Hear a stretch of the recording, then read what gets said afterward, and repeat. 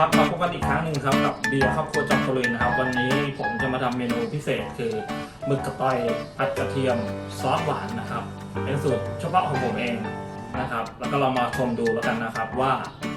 วิธีการขั้นตอนการทำงานการผัดการปรุงเป็นแบบไหนนะครับเราเจอกันครับ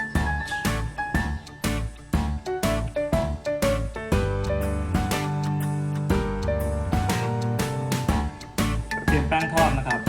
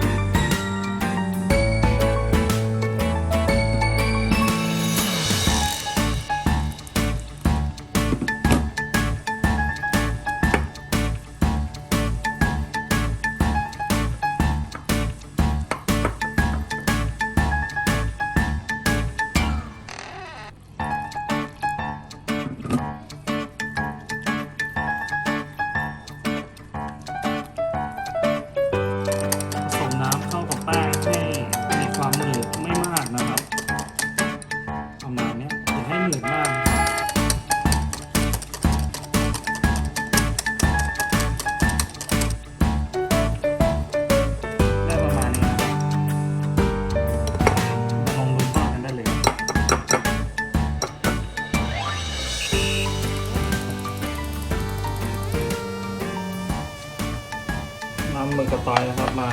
ใส่ลงไปในแป้งที่เตรียมไว้เลยนะครับ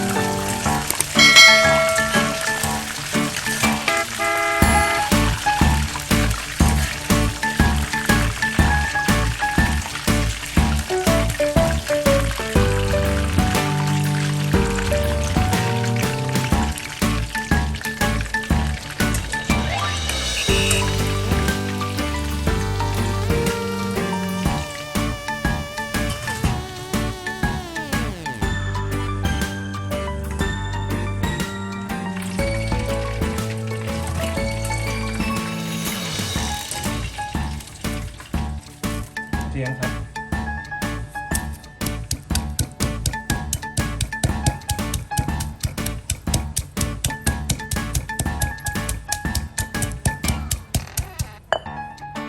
ผักชีครับ